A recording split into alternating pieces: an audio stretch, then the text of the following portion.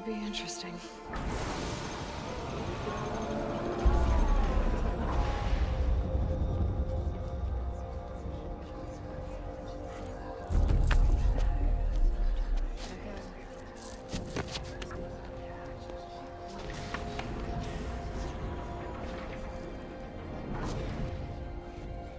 Aloy, forgive.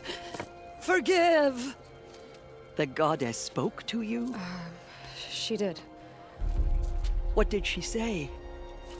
That, I was born to lift a curse, to kill a metal demon. How, Aloy? How? I don't know yet. But she told me where to go to find out. And you will do this? It was her wish. What she made me for. Yes, I will do it. I'll try anyway. All praise Aloy, anointed of the Nora! All praise Aloy, anointed of the Nora! Up! All praise Aloy, anointed of the Nora! First you shun me, now this? I will not be worshipped. I'm not your anointed. I don't belong to you. There's a whole world beyond your borders, whole tribes of people just as good as you. And it is all in danger. It's a world worth fighting for. Not just here, everywhere. How can we help? If you can fight, and you're willing, go to Meridian and wait for me there. As Aloy says, so it shall be. Nora! Make way for Make Aloy! way, that she may forge the path for others to follow.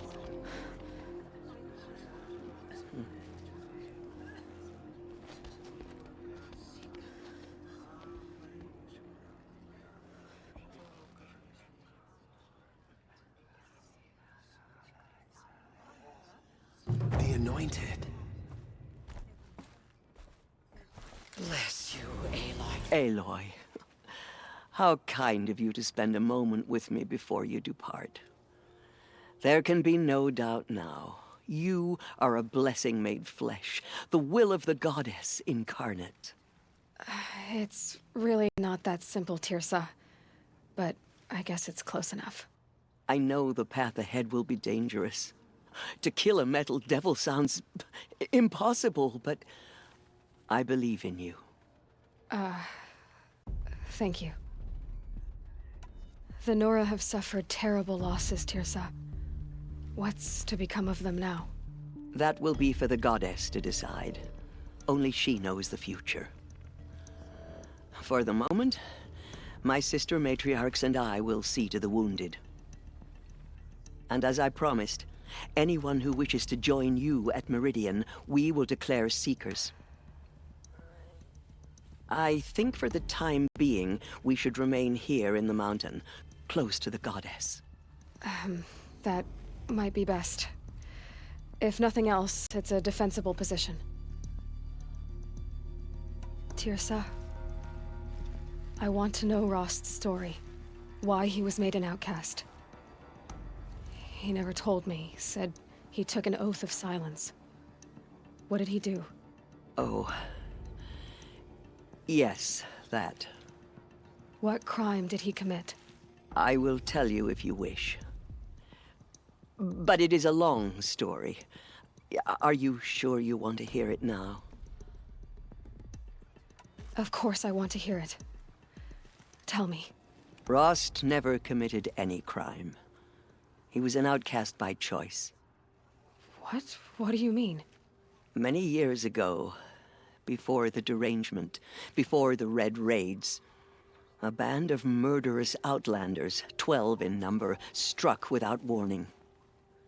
At Mother's Vigil, they took hostages, and then pressed on, headed for Devil's Thirst. Mother's Vigil? Where's that? You would know it as the Forsaken Village, near the Karja border. But at the time, many families lived there. Ross was one of them. His mate was killed fighting the Outlanders, and his daughter was among those taken hostage. His daughter?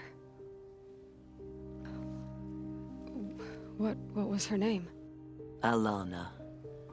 She was just 6 years old. Nora Braves couldn't stop 12 Outlanders? Or rescue the hostages? It was quite impossible. We outnumbered them, but every time a Brave came within bowshot, the Outlanders killed a hostage. What did they come here to do? That was never discovered. We couldn't track closely enough to observe them.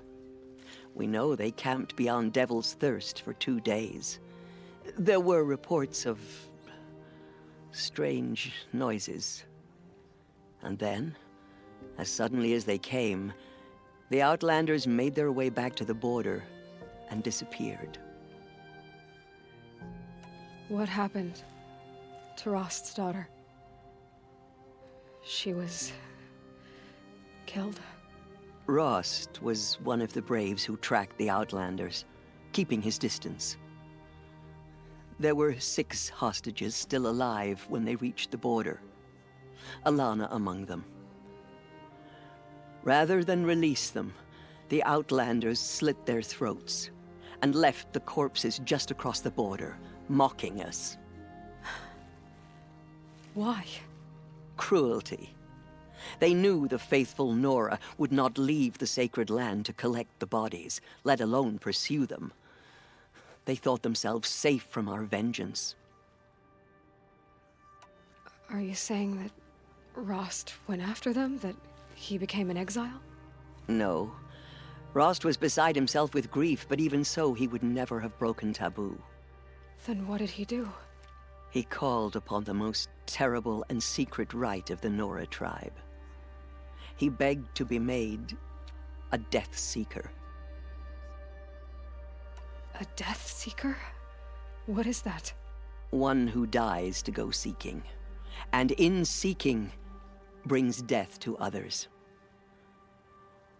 The ritual drags the spirit from one's body, releasing it to All Mother's care. The heart beats, the mind thinks, but the spirit has moved on. I don't understand. Rost went after the Outlanders, but his spirit never left. It remained here with All Mother. He gathered the bodies of the slain and returned them. And then he set out in pursuit, not as an exile, but a weapon of vengeance. A barbed arrow shot from a bow, never to return. But Rost did return. Yes. A full year later, and terribly wounded. He collapsed at the border of the sacred land. A hunting party came upon him. He was delirious, in agony. By law, he should have died where he lay. But one of the hunters broke taboo, and reaching across the border, she dragged him to our side. Who was she? A brave who'd lost a mate and 2 sons to the very Outlanders that Rost pursued. So Rost never finished his mission. To the contrary, he killed all 12. Tracked them to disparate places the world over, he said. Meridian, Ban-Ur, the Claim, Utaru Land, further even, into the Forbidden West. The last he killed nearly got the best of him. Wounded, he stumbled and crawled back to us, hoping to die as close to the sacred land as he could. He never expected nor asked to be dragged across the border and nursed back to health. That was done to him, leaving us, the matriarchs, in a difficult position. Why couldn't you just welcome him back? Rost had been made a Death Seeker, Aloy. He no longer had any place among the tribe. By law, he should have been driven back out. But We couldn't bring ourselves to do that, so we offered a compromise. You made him an outcast. Yes. We offered to do so on the condition he never speak to anyone of this exception. After all he did, all he suffered, to be declared an outcast was his reward. Rost was overjoyed. He never expected to live another day in the sacred land, let alone the embrace, so close to the goddess. He resolved to spend the rest of his days in solitude, and was happy to do so. But then you found me, and gave me to him. Yes. Another compromise. The matriarchs feared you, and would not let you be raised by the tribe. And so we turned to Rost. I knew that he would take care of you, bring you up, teach you to worship All-Mother and respect the ways of the tribe. He certainly tried anyway. You took a man who'd lost his daughter and made him raise an infant girl? Doesn't that strike you as callous? I'm inclined to think the course of events has shown the wisdom of our choice.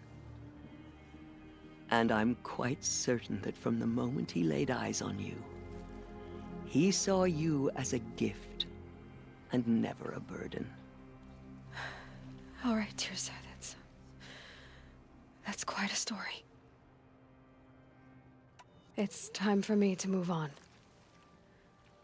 I thank you for doing what you could to help me through the years, and for telling me Rost's story. I wish I could have done more, but I am just one woman. As am I. No need to sell ourselves short. Oh, thank you, Aloy. I will pray for you. Okay, I guess it can't hurt.